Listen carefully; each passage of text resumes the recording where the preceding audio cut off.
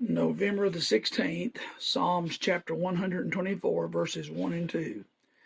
If it had not been the Lord who was on our side, now Israel may say, if he had not been the Lord who was on our side when men rose up against us. Twice in this passage, God gives us this phrase to remind us that we could not make it without God. I cannot begin to imagine where I'd be or what would happen to me if I did not have the Lord on my side. If he was not there to fight my battles, I would have been overcome by the enemy many years ago. We do not have the ability to stand against the devil in our own strength.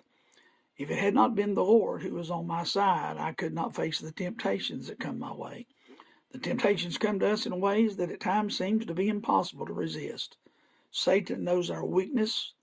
If God were not there to help us, we would all surely fall. I could not find my way through this dark world if the Lord was not on my side.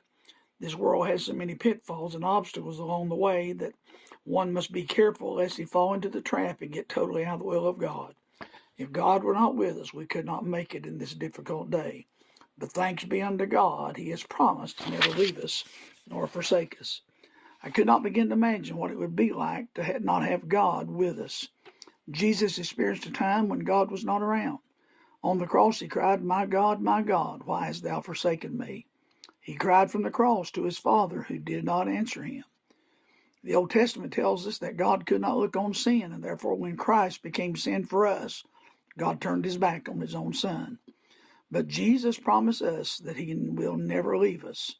We'll never face a time or a situation where God is not there. So take courage, child of God, and rest in the fact that you'll never be alone. I love the song, Never Alone, Never Alone, no, never alone. He promised never to leave me, never to leave me alone. That should encourage you today and give you peace as you walk on your journey. God's with you, and he'll be with you to the very end.